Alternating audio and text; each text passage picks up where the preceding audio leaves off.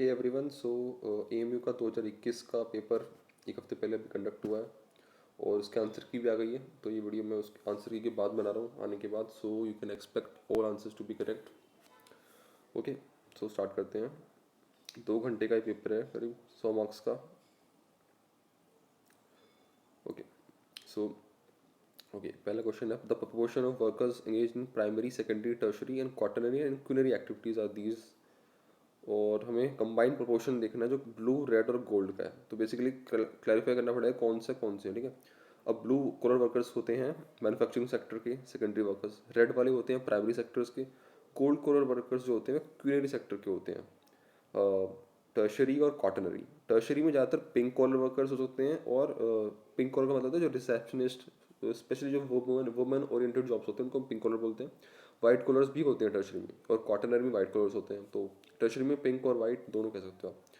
तो हमें ऐड करना है ब्लू, रेड और गोल्ड। इन तीनों को अगर आप यहाँ पे ऐड करोगे तो आप पे आंसर आ जाएगा 33.68।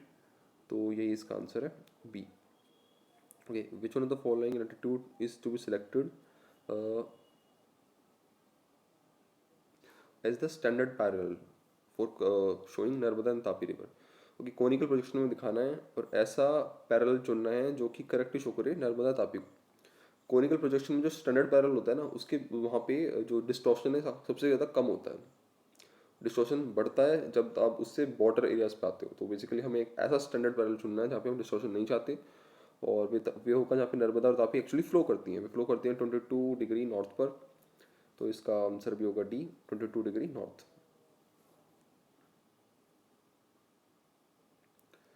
Okay, next है, which one of the following bands of solar spectrum is considered of the longest wavelength, जो कि है A, microwaves have the longest wavelengths. Rio Grande River forms the portion of international border. थोड़ा confusion करा है इन्होंने, फिर दोनों जगह साउथ अफ्रीका डाल दिया। तो इसका आंसर है ए, मैक्सिको यूएसए। बहुत ही सिंपल क्वेश्चन है, कई बार आता है। रियो ग्रांडे रिवर जो मैक्सिको यूएसए का बॉर्डर बनाती है, उसका एक पार्ट बनाती है। Okay, which of the following layers of atmosphere is called troposphere? Okay, troposphere. अब एक और वर्ड होता है एक्चुअली, फोटोस्फीयर। सुना होगा आपने। फोटोस्फीयर जनरली होता है ल्यूमिनस ऑब्जेक्ट्स, स्टार्स का जो एनवायरनमेंट होता है, स्टार्स का एटमॉस्फेयर में जो लाइट एमिट होती है उसको हम फोटोस्फीयर बोलते हैं। तो ये कोई वैसे ही मिस्टेक नहीं है, फोटोस्फीयर एक अलग चीज़ है। यहाँ पे हमसे पूछा गया है अर्थ के रिस्पेक्ट में, प्लैनेट्स के रिस्पेक्ट में प्रोटोस्फीयर क्या होता है। प्रोटोस्फीयर जो है डी, मैग्नेटोस्फीयर को भी हम बोलते हैं। मैग्नेटोस्फीयर जो कि एटमॉस्फेयर से बहुत दूर है एरिया, जहाँ पे मैग्नेटिक फील्ड अर्थ की काम करती है, उसको हम प्रोटोस्फीयर बोलेंगे। So D is correct. 1 nautical mile is equal to, it is equal to 1.852 kilometre. तो बी इज करेक्ट। ये नॉटिकल माइल सी में यूज होता है, स्पेशली हम जब माइल यूज करते हैं तो माइल होता है करीब 1 किलोमीटर में 1.609 किलोमीटर होता है। 1 point in 1 mile. Okay, so nautical mile का answer B. Value of 104 degree Fahrenheit after converting into Celsius scale will be. Okay, 104 degree बुखार भी कई बार लोग हो जाता है, तो बहुत तगड़ा बुखार होता है। और ये होता है जो हमें पता है कि बुखार जो नॉर्मल टेम्परेचर बॉडी का हमारा 37 डिग्री होता है, तो उसके आसपास ही होगा। 37 डिग्री के आसपास 40 है, तो 40 इज द आंसर। अब इसे कन्वर्ट भी कर सकते हो उसको फॉर्मूला लगा के। ओके, 43 तो हो सकता है, काफ़ी दूर है। सो इसका आंसर है ए। Okay, which of the following methods of obtaining population data is a dynamic method? It's a dynamic or continuous method for measuring births and deaths. तो एक यहाँ पूछा गया कौन सा एक कॉन्टिन्यूस प्रोसेस है। अब यहाँ पे देखो, आप दो तरह के सेंसस दे रखे हैं। सेंसस एक कॉन्टिन्यूस प्रोसेस नहीं है, वे हर 10 साल में होती है, तो इट इज़ नॉट कॉन्टिन्यूस। इसका आंसर होगा C, vital registration. Vital registration, इसका दूसरा नाम है सिविल रजिस्ट्रेशन सिस्टम।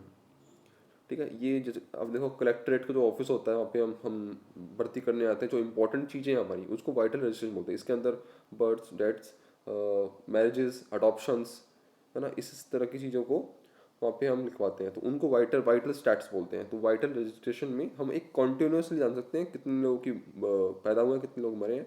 तो आंसर इसका सी। यहाँ पे दो तरह दे रखे हैं सेंसस के, one is de jure and other is de facto. ये दो सेंसस अलग अलग टाइप की सेंसस होती हैं। डे फैक्टो में क्या होता है कि कोई बंदा मतलब एक जगह कहीं पे है, कहीं भी है देश में, उसमें एक दिन सेंसस होती है। जनरली वे रात को होती है कि लोग अपने घर पर होंगे रात को, तो कहीं भी वे रात को खड़े हों उनकी सेंसस कर लो, दैट इज डे फैक्टो, जहाँ पर है एक्चुअल फैक्चुअल है उसको ले लो।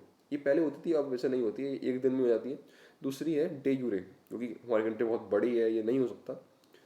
तो डे यूरे सेंसस में क्या होता है कि ऑन द प्लेस ऑफ जहाँ पे बंदा मतलब रिसाइड करता है, लाइक आपका घर यहाँ पर है तो आप उस घर के नाम से लिखवाओगे। जनरली हम इसी सेंसस को यूज़ करते हैं। इसको 2-3 हफ्ते लगते हैं सेंसस को क्लैरिफाई करने में कि कहाँ पे कौन सा बंदा रहता है, ठीक है, बाय हाउस नंबर सब कुछ। तो हम ए यूज़ करते हैं मेनली, डे यूरे यूज़ करते हैं इंडिया जनरली।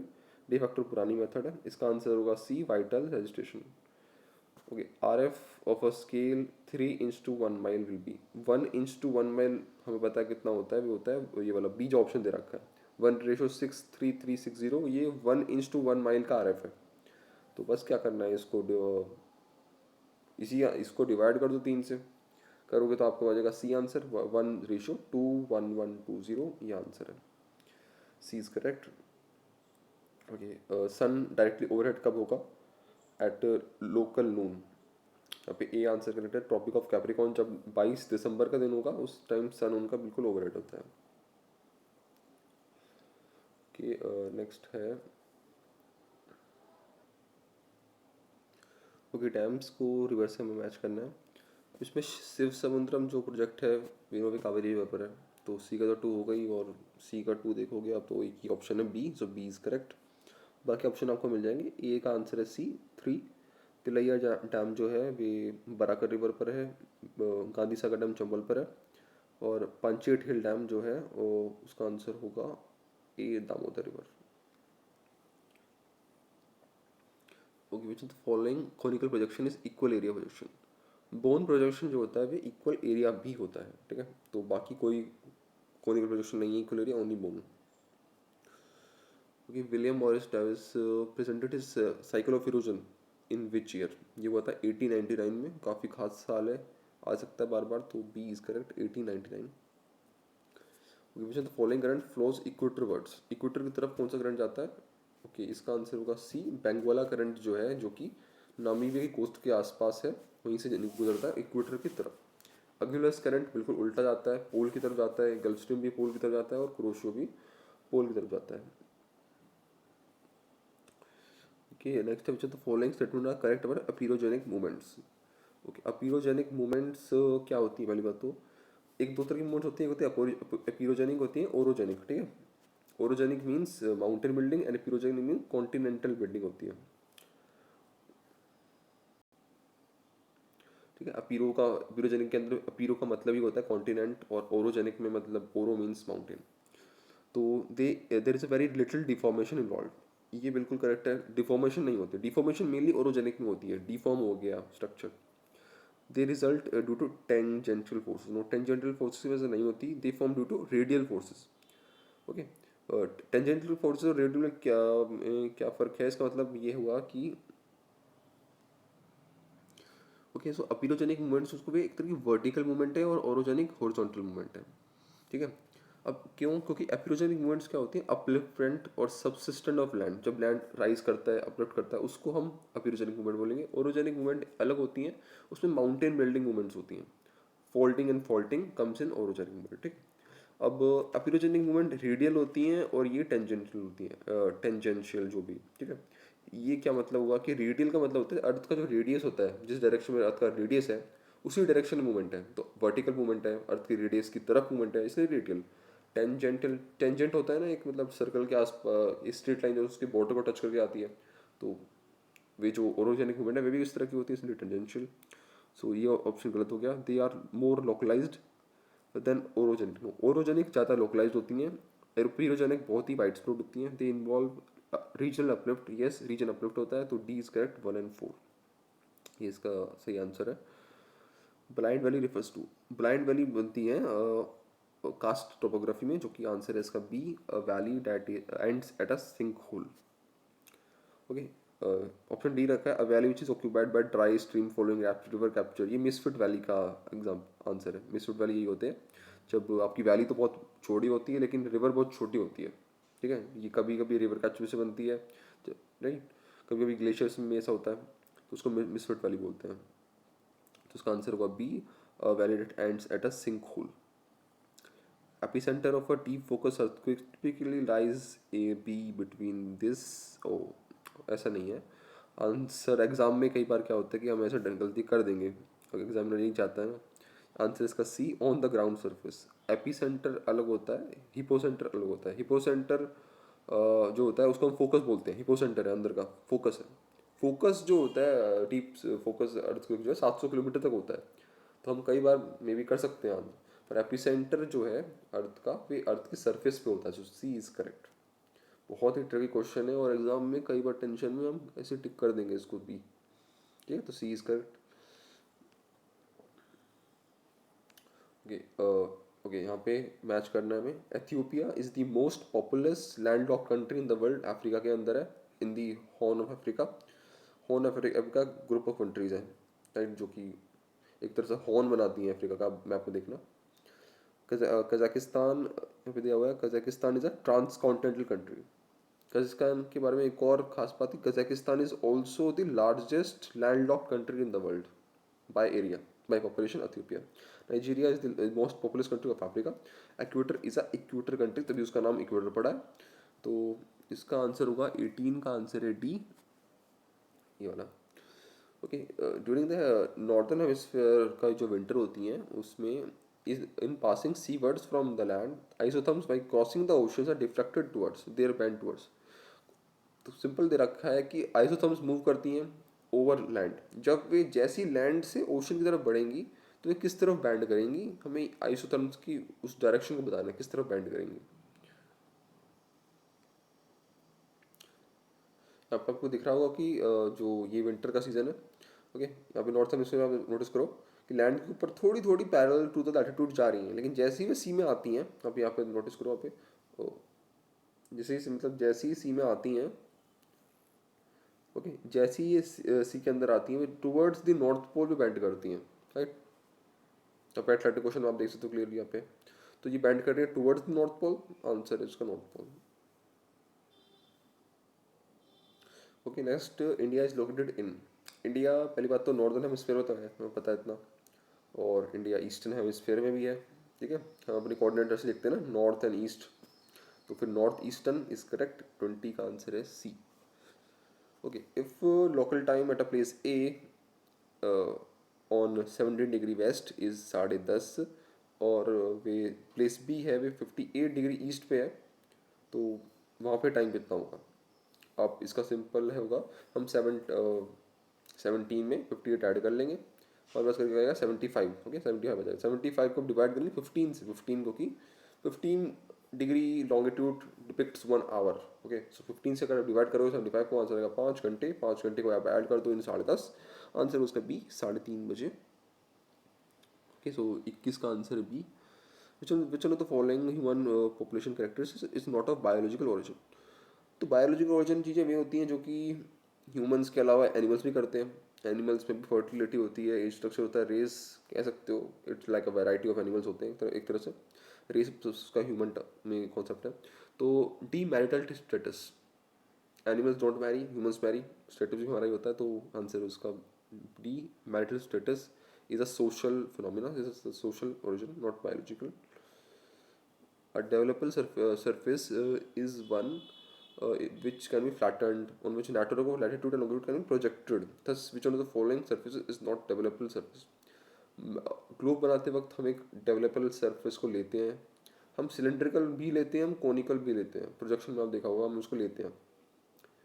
प्लेन सरफेस और स्फेरिकल, ये भी हम स्फेरिकल बोल दें, बट स्फेरिकल आंसर नहीं है इसका, मतलब स्फेरिकल ही इसका आंसर है।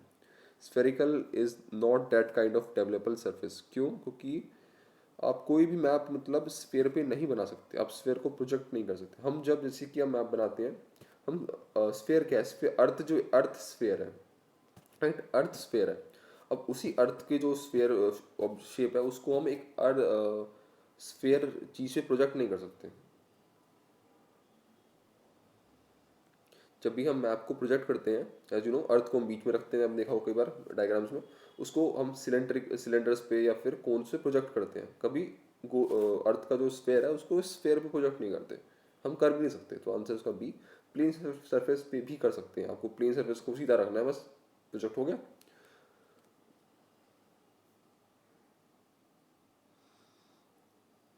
ओके, तो इसका आंसर होगा B, spherical surface. Okay, an average rainfall over an area, this ठीक है। आप इस क्वेश्चन को पढ़ लो, इसका आंसर मैं आपको देता हूँ इसमें।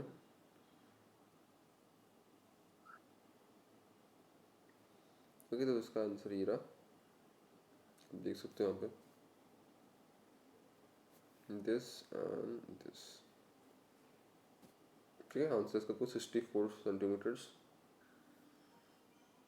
ओके, थोड़ा लेंदी क्वेश्चन है इसलिए मैंने एक्सप्लेन नहीं करा, एग्जाम में भी काफ़ी लेंदी हो जाता है, तो ये ऐसे क्वेश्चन लास्ट में सॉल्व करने हैं तो बैट अच्छा रहता है। ठीक है, इसका आंसर ए 64 सेंटीमीटर्स था। आगे बढ़ते हैं हम।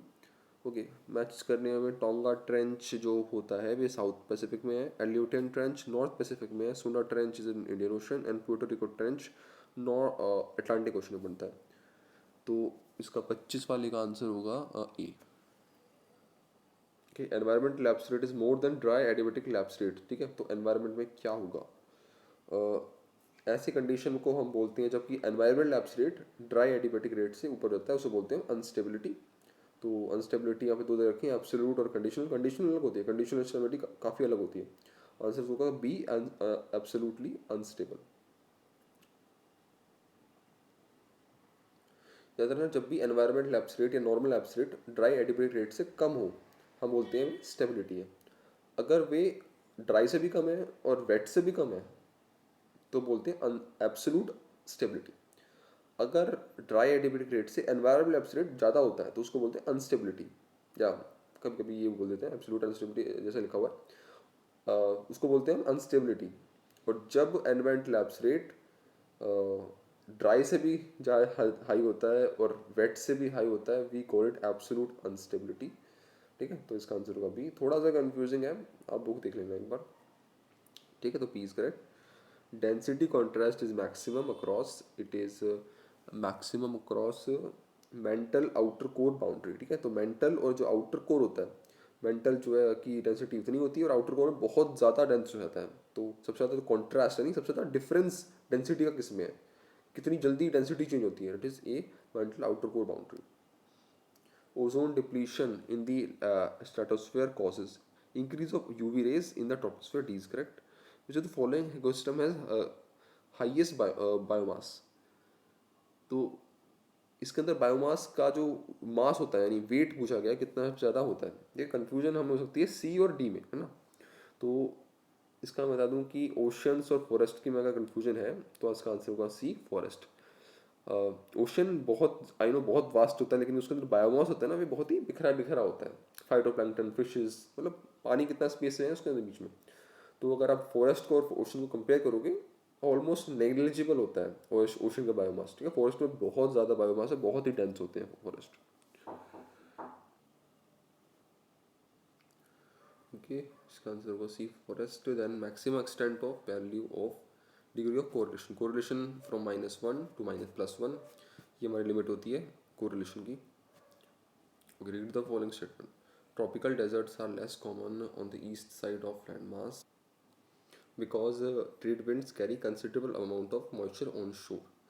ओके, ये स्टेटमेंट बिल्कुल सही है। वेस्ट साइड जो होता है हमारे ट्रॉपिक्स में, वहाँ पे डेजर्ट्स बनते हैं और ईस्ट साइड में डेजर्ट्स नहीं बनते बिकॉज ऑफ ऑन जो विंड्स होती हैं, ट्रेड विंड्स, जो मॉइस्चर उठा के लाती हैं ओशन से और वहीं पे उठा के डाल देती हैं। तो ईस्टर्न साइड में डेजर्ट नहीं बनते, पर वेस्ट साइड बनते हैं, क्योंकि वेस्ट साइड तक आते आते इतनी सूख जाती हैं हवाएं कि डेजर्ट बनना शुरू हो जाते हैं। और on the west side of continent in the mid latitudes higher average precipitation occurs due to convergence of air and industry, ये भी सही है। तो उसका आंसर होगा D, both are correct. West जो होता है, अब जो मिड लैटिट्यूड वाला रीजन है वहाँ पे बिल्कुल उल्टा होता है इसके, वेस्ट साइड में ज़्यादा रेनफॉल होती है और ईस्ट साइड में कम रेनफॉल होती है, क्योंकि बिल्कुल डायरेक्शन चेंज हो जाती है। जो ट्रेड विंड्स होती हैं और वेस्टर्लीज बिल्कुल अपोजिट डायरेक्शन में अब फ्लो करती हैं इन बोथ हेमिस्फीयर, बिल्कुल अब मैप में देखो बिल्कुल अपोजिट डायरेक्शन फ्लो कर रही हैं, इसलिए तो वेस्ट का ईस्ट हो जाता है, ईस्ट का west in dryness and rainfall. ठीक है, इसका आंसर होगा डी। नेक्स्ट है कि हर्बीवोर्स शीप होती है, omnivores man, carnivores leopard and otter of grass. So 1 2 3 4 32 का आंसर है C. Okay, standard deviation and mean of a data set are 135 and 900। तो हमें जानना है कि सी वी क्या है, कोफिशिएंट ऑफ वेरिएशन। तो coefficient of variation will be standard deviation upon mean multiply by 100, ठीक है। तो कुछ नहीं करना आपको, 135 अपॉन 900 को मल्टीप्लाई करना है बस, किससे, 100 से कर देंगे। तो अगर आप ये करोगे तो आपको आंसर आ जाएगा सिंपली 33 का आंसर है C, 15%। Who gets what where and how is a basic character feature of, it is feature of welfare geography, कि किसको क्या मिलेगा, क्या मिलेगा, कहाँ मिलेगा और कैसे मिलेगा। Okay, Christian topography. Christian topography एक बुक है जो कि लिखी है, ये बहुत अजीब क्वेश्चन है, मैंने कभी इस बुक का नाम नहीं सुना। क्रिश्चियन टोपोग्राफी, अब लग रहा है क्रिश्चियन किसी ऑथर पीस ने लिखी होगी, तो इसका आंसर है एक कॉस्मॉस। ओके, इसी क्वेश्चन और भी अजीब इसलिए होगी, कॉस्मॉस नाम की एक बुक भी है जो लिखी है हम बोलते हैं, तो हमें लगता है कि नहीं नहीं ऐसी कॉस्मॉस का थोड़ी एरर लिख दी गई है, मे बी ऐसी बस लिख दिया, बट नहीं, Cosmos is a real author. इसका पूरा नाम है इसका नाम है कॉस्मस इंडिगो प्लेस्टस, बस कॉस्मोस ज़्यादा बोलते हैं, तो A is correct. Christian topography में कॉस्मस। अब सारे ऑप्शन देख लो, ज़्यादातर रोमन वाले ही हैं, तो कंफ्यूजन बहुत जाता है हमें इसमें। A is correct. Philosophy of possibilism was developed in France, Cosmos, वो सेम बुक हो गई कॉस्मोस। कॉस्मोस लिखी थी हमबोल्ट ने, ग्रेंडियस डे क्लेमेटे, ग्रेंडियस डे क्लेमेटे, ये लिखी थी कोपन ने।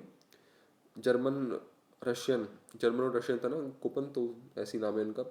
क्लाइमाकुंडे। ये pulse of Asia, very famous book by Huntington, and democratic ideals a reality Mackinder. तो 37 का आंसर हुआ C. Okay, quarter degree sheet, 15 minutes, 15 minutes latitude to 15 minutes longitude, इसको क्वार्टर डिग्री शीट बोलते हैं हम, क्योंकि ये एक डिग्री का चौथा भाग है।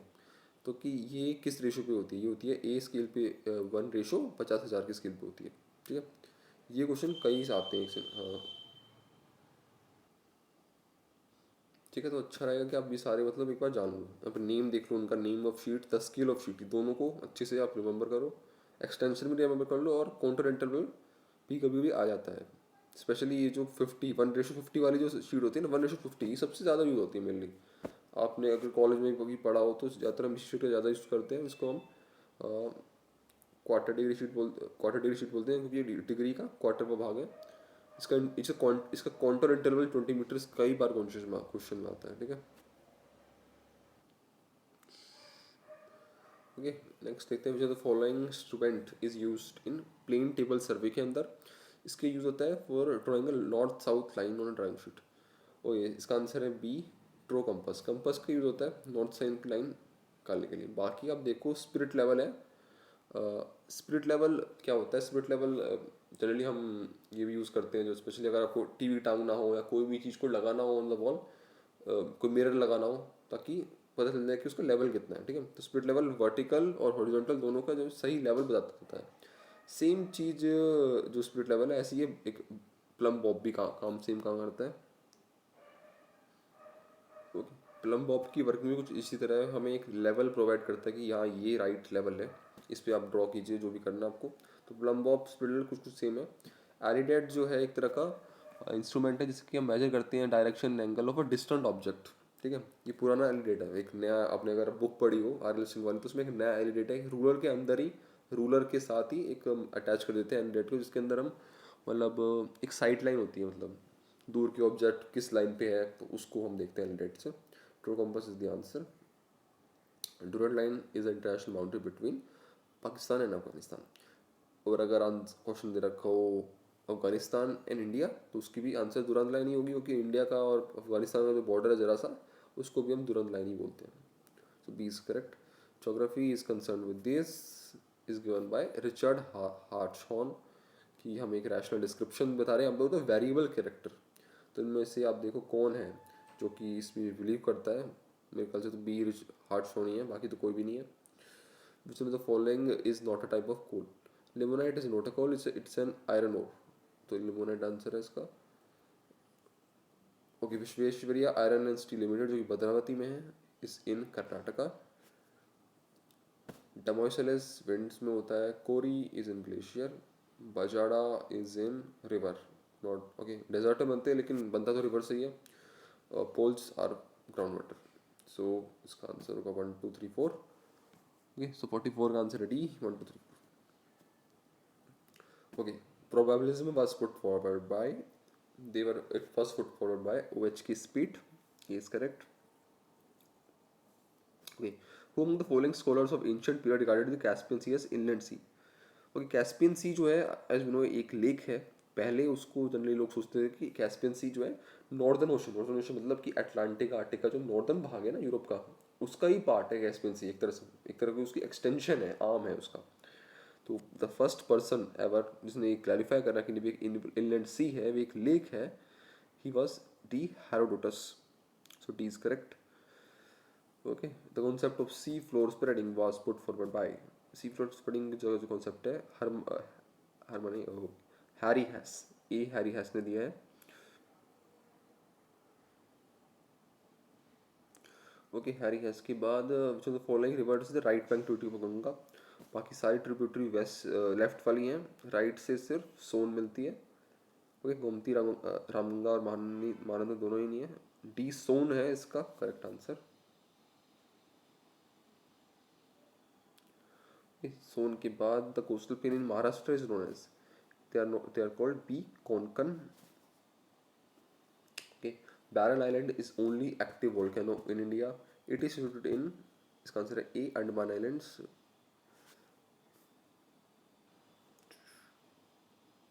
ओके, अंडमान आइलैंड्स के अंदर है, not in Nicobar, in Andaman islands.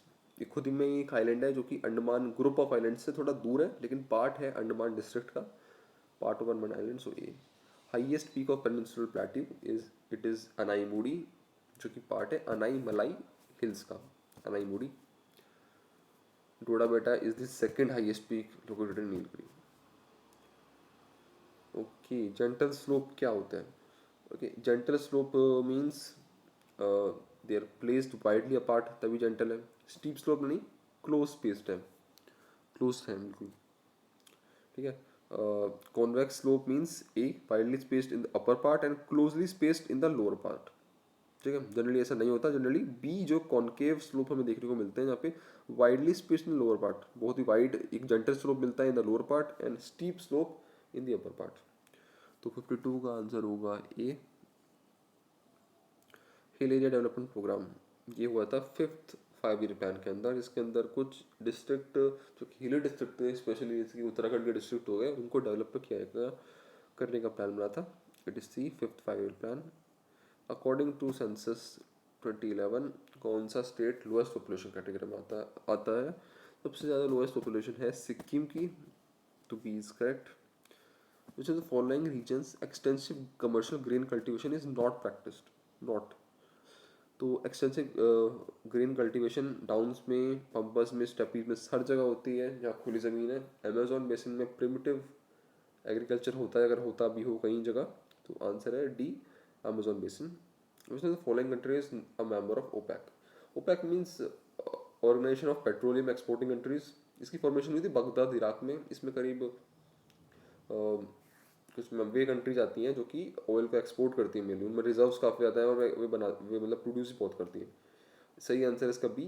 Venezuela is the only country of South America जो कि पार्ट है ओपेक का. ठीक है.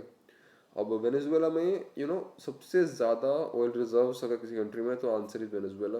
बट स्टिल ये उतना प्रोड्यूस नहीं करती. वेनेजुएला करीब 26 नंबर पर है इन प्रोडक्शन ऑफ ऑयल. बहुत रिजर्व्स है लेकिन प्रोड्यूस नहीं करती. ठीक है. According to 2020 same, USA is the largest producer of oil. तो प्रोड्यूसर में लार्जेस्ट यूएसए, लेकिन रिजर्व्स में वेनेजुएला. ठीक है. वेनेजुएला इतना कम ऑयल प्रोड्यूस करते हैं कि वो इंडिया से भी कम है. ओके. तो largest number concentration of Jain population is in, Jain population सबसे ज़्यादा होते हैं सी महाराष्ट्र में. जैन हो या फिर बुद्ध, दोनों के दोनों, Maharashtra is the answer. Largest number is in Maharashtra. Gujarati Assamese language belong to which of the linguistic families? Gujarat, अब यहाँ पे अगर दे रखा होता है ना कि सिर्फ असमीज, तो मे भी हम कंफ्यूज हो जाते हैं कि सीनो तिब्बतन है या फिर इंडो आर्यन है. लाइक आंसर में दे रखा है गुजराती है, गुजराती तो पता है इंडो आर्यन है, तो इसका answer C.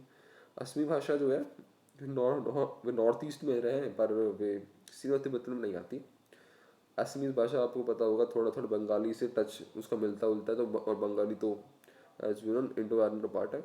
So Assamese is also Indo Aryan. C is correct. Which of the following shapes of settlement form at a place where two roads converge on the third one? ये चीज़ होती है y में. अगर आप y की खुद की shape देखो तो दो चीज़ें कन्वर्ज हो रही हैं, एक बन रही है. P is correct.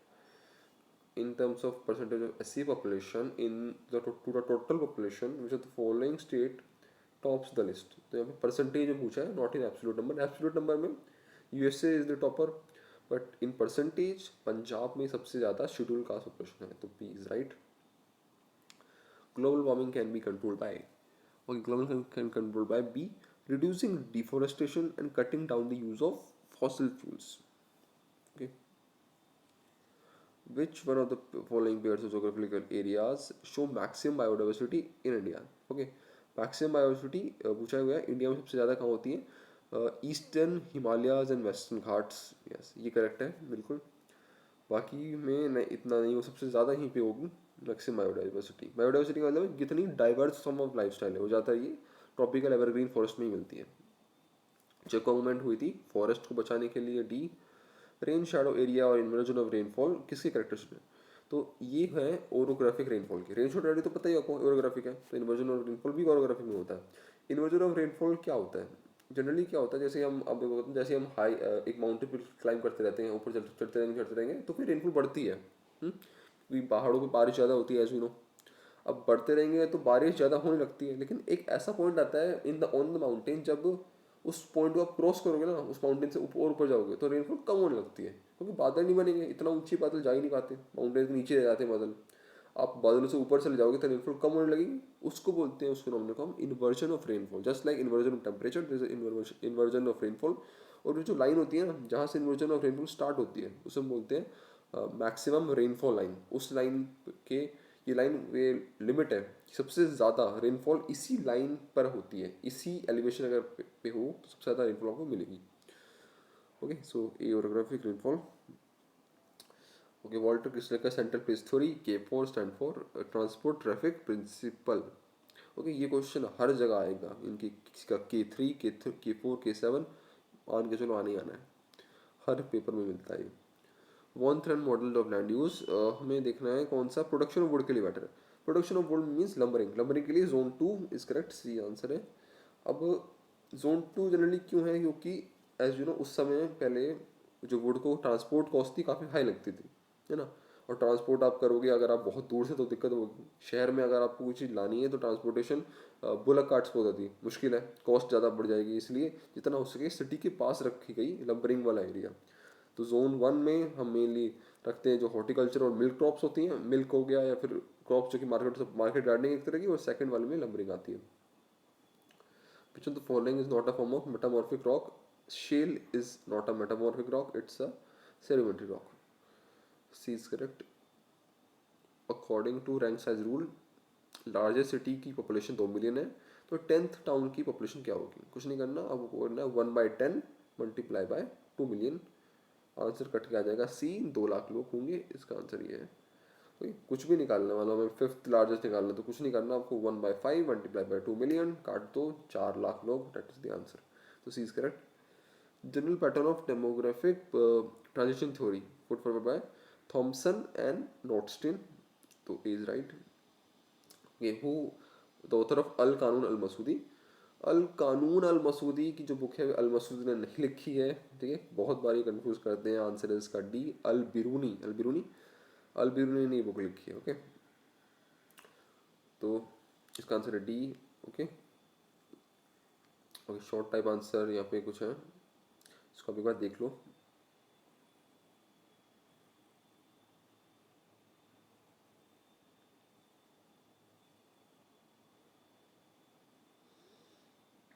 Okay, so that's it.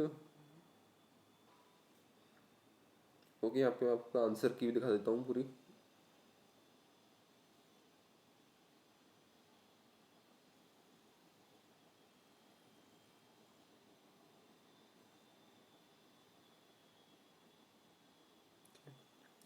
Okay, thanks.